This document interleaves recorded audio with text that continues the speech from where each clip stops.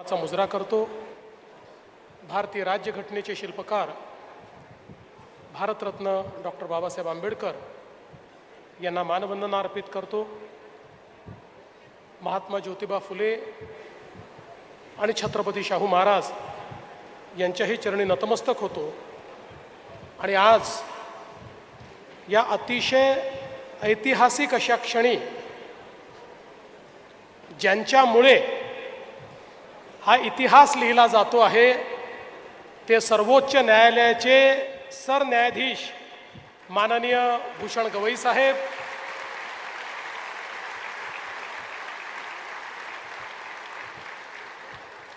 बॉम्बे हायकोर्टचे मुख्य न्यायाधीश श्री आलोक आराध्य साहेब, आमचे सहकारी आणि राज्याचे लोकप्रिय उपमुख्यमंत्री एकनाथ शिंदेजी, पालकमंत्री प्रकाश आंबेडकरजी, या ठिकाणी उपस्थित ज्येष्ठ न्यायाधीश श्री चंद्रशेखरजी, श्री रवींद्र घुगेजी, ज्यांच्या नेतृत्वात इथे न्यायदानाचं काम चालणार आहे ते श्री मकरंद कर्णिकजी, विशेष रूपाने मंचावर उपस्थित असलेले खासदार छत्रपती शाहू महाराज, त्याचप्रमाणे माननीय न्यायमूर्ती महेश सोनकजी, श्रीमती भारती डांगरेजी, श्री मनीष पुतळेजी, श्री अनिल किल्लोरजी, श्री शिवकुमार डिगेजी, त्याचप्रमाणे श्रीमती शर्मिला देशमुख, श्री श्याम चांडक, श्री SB चपळगावकर, श्री गौतम अंकड, आमचे AG श्री वीरेंद्र सराफ, श्री अनिल सिंग, या संपूर्ण प्रक्रियेत ज्यांनी अतिशय मोलाचा सहभाग दिला ते ॲडव्होकेट संग्राम देसाई, ॲडव्होकेट वसंतराव भोसले, ॲडव्होकेट विवेक घाडगे, ॲडव्होकेट मिलिंद थोबडे, त्याचप्रमाणे श्री ॲडव्होकेट अमोल सावंत, श्री विजयराव पाटील।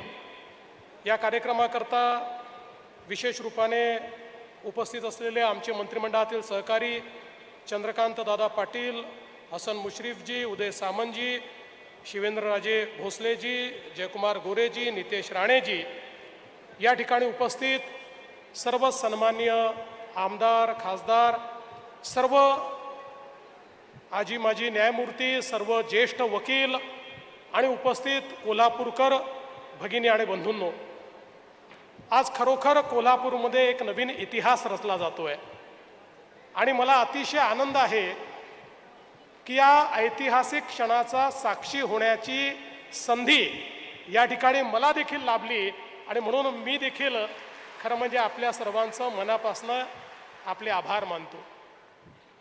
आणि हे खरंच आहे की आज माननीय सर्वोच्च न्यायालयाचे सरन्यायाधीश भूषण गवई साहेब यांचा संकल्प आणि त्यांचा दृढ निश्चय की कोल्हापूरला सर्किट बेंच झालंच पाहिजे, हा दृढ निश्चय आणि त्याला त्याच प्रकारचा प्रतिसाद देणारे आपले मुख्य न्यायाधीश आलोक आराध्य साहेब यांचं मी खूप मनापासून या ठिकाणी आभार मानतो, त्यांचं अभिनंदन करतो की हा इतिहास आज या ठिकाणी तुम्ही लिहिलाय।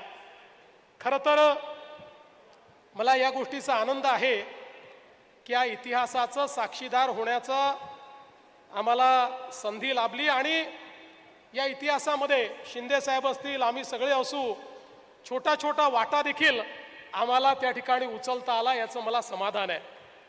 मला आठवतं की मोहित शाह साहेबांनी आता सांगितलं, खरं म्हणजे या ठिकाणी पहिल्यांदा आपण 12 मे 2015ला एक त्या ठिकाणी कोल्हापूरमध्ये अशा प्रकारचं सर्किट बेंच असावं असा कॅबिनेटचा ठराव केला होता। आणि त्याच्याही पूर्वी इथे कोल्हापूरमध्ये ज्यावेळेस देशाचे प्रधानमंत्री माननीय नरेंद्र मोदीजी हे पुढारीच्या कार्यक्रमाला आले होते, बाळासाहेब जाधव त्या ठिकाणी होते आणि बाळासाहेबांनी मोदीजींसमोरच मागणी केली की आम्हाला सर्किट बेंच हवा। आणि त्यानंतर आम्ही एकत्रित असताना ते असं म्हणाले की सगळ्या कोल्हापूरकरांची मागणी आहे, मोदीजी म्हणाले हे तर इथल्या हायकोर्टाला आणि इथल्या सरकारला ठरवायचं आहे. सरकारने त्या संदर्भात निर्णय घ्यावा. पण मला आनंद आहे की त्यानंतर आम्ही कॅबिनेटमध्ये हा विषय घेतला, कॅबिनेटची मान्यता घेतली आणि हा विषय मान्य करून आम्ही माननीय उच्च न्यायालयाकडे पाठवला. त्यानंतर काय घडलं हे मोहित शाह साहेबांनी या ठिकाणी सांगितलं. पण तो इतिहास आपण जरी बाजूला ठेवला तरी पुन्हा मला आठवतं की 2018 साली आमच्या चंद्रकांत दादा पाटील यांच्या नेतृत्वामध्ये एक कोल्हापूरचं मोठं शिष्टमंडळ मला भेटायला आलं होतं. त्याच्यामध्ये ND पाटील साहेब होते, बाळासाहेब होते, शाहू महाराज स्वतः त्याच्यामध्ये होते, संभाजीराजे तुम्ही होतात, अमल माडिक तुम्ही होतात, या ठिकाणी बंटीसाहेब तुम्ही होतात, सगळे अनेक इथले सगळे क्षीरसागरजी तुम्ही होतात, असे सगळे लोक या ठिकाणी आले आणि त्यांनी हे सांगितलं की पुन्हा एकदा तुम्ही हायकोर्टालाही विनंती करा, आम्ही त्याचा पाठपुरावा करतो आहोत आणि माननीय उच्च न्यायालयाला तुम्ही सरकारच्या वतीनं यापूर्वी जो तुम्ही ठराव पाठवला त्या ठरावात तुम्ही लिहिलं की कोल्हापूरला सर्किट बेंच करावा आणि पुण्याचाही विचार करावा. असं नाही तर निसंदिग्ध फक्त कोल्हापूरचा उल्लेख असलेलं पत्र हे त्या ठिकाणी गेलं पाहिजे, अशा प्रकारची विनंती या शिष्टमंडळाने केली. आणि चंद्रकांत दादा असतील, एकनाथ शिंदे साहेब असतील, आम्ही सगळ्यांनी निर्णय केला आणि निसंदिग्ध केवळ कोल्हापूरमध्येच सर्किट बेंच करावा अशा प्रकारचं पत्र हे आपण 18 फेब्रुवारी 2018ला त्या ठिकाणी लिहिलं.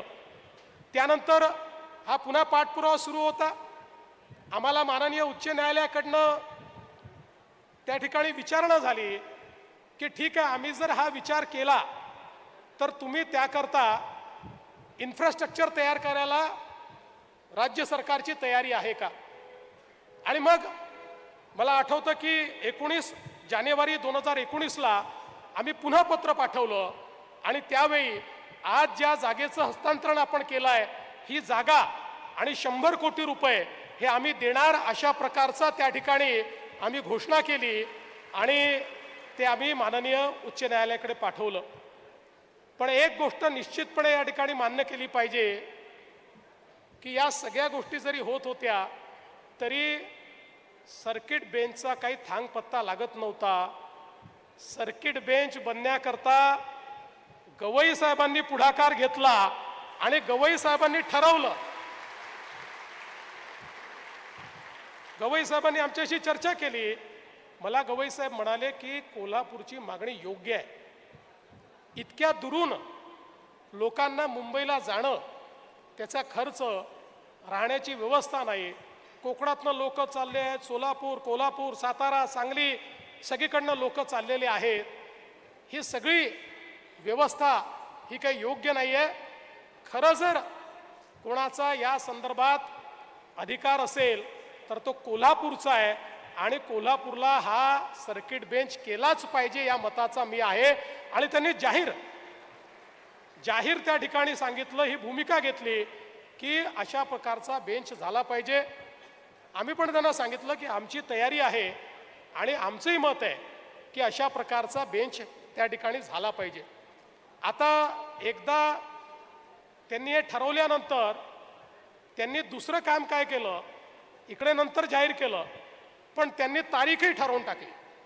त्यांनी तारीख ठरवली 15 ऑगस्टच्या दुसऱ्या दिवशी, 16 किंवा 17 या दिवशी या सर्किट बेंचचं उद्घाटन करायचं आहे. आता तुम्ही रिव्हर्स वर्किंग सुरू करा. आणि आराध्य साहेबांना देखील त्यांनी सांगितलं आता रिव्हर्स वर्किंग सुरू करा.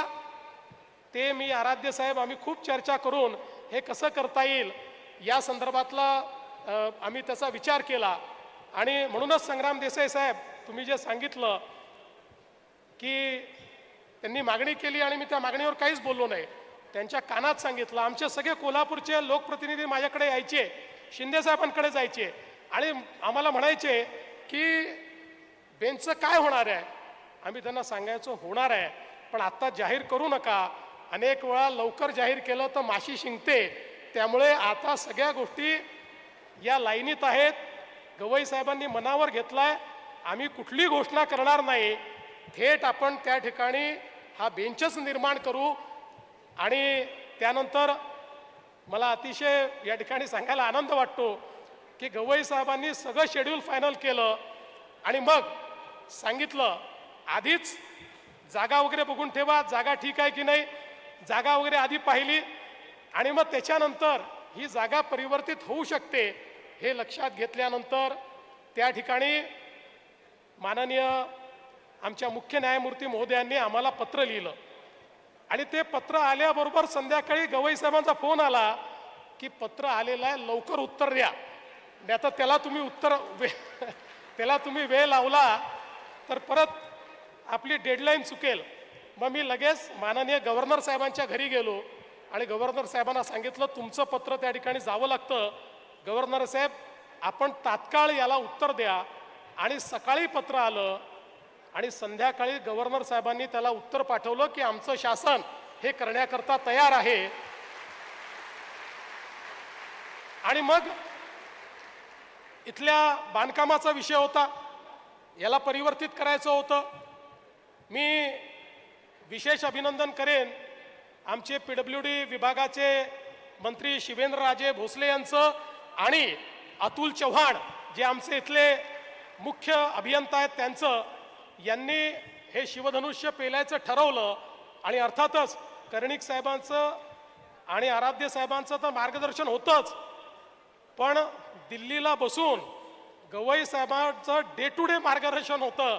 किती काम झालं, काय काम झालं, काम होतं आहे की नाही, पूर्ण होणार आहे की नाही, कुठे अडकलं आहे का.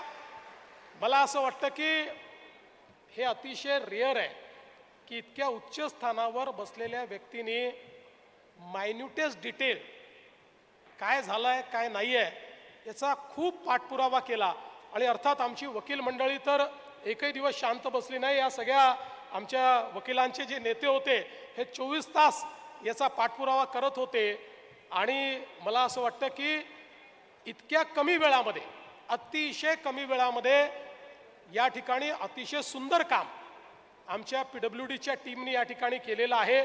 त्यांचं इथले जिल्हाधिकारी असतील, मनपा आयुक्त असतील, यांचं मी मनापासून अभिनंदन करतो. कारण आज त्यांच्या सगळ्यांच्या कामामुळे महाराष्ट्र सरकारची मान सरन्यायाधीशांसमोर उंच झालेली आहे. म्हणून त्यांचं मी अतिशय मनापासून या ठिकाणी अभिनंदन करतो. आणि आता एक शब्द अजून देतो की आम्ही या ठिकाणी जमीन आज हस्तांतरित केली आहे. नुसतं जमीन हस्तांतरित करून आम्ही थांबणार नाही. लवकरात लवकर याचा आराखडा तयार करून कर्णिक साहेब आपण आणि सरन्यायाधीश महोदय जेवढ्या लवकर तो आराखडा आम्हाला देतील तेवढ्या लवकर इथल्या सर्किट बेंचच्या नवीन इमारतीचं बांधकाम देखील आम्ही सुरू करू.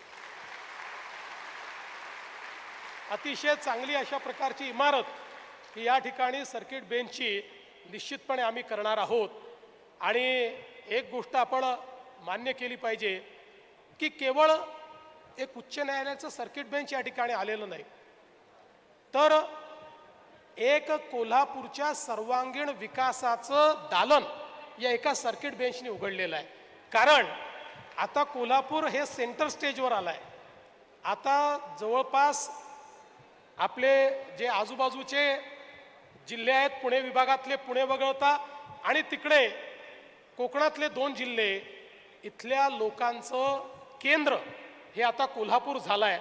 आणि कोल्हापूरचा इतिहास तर आपल्याला माहिती आहे. मगाशी शिंदे साहेबांनी सांगितलं 1931 साली राजाराम महाराजांनी या ठिकाणी हायकोर्ट आणि सुप्रीम कोर्ट आणलं होतं. आणि ज्या ठिकाणी ते कोर्ट होतं. लोकशाही मराठी ऐका, पहा, जागरूक रहा.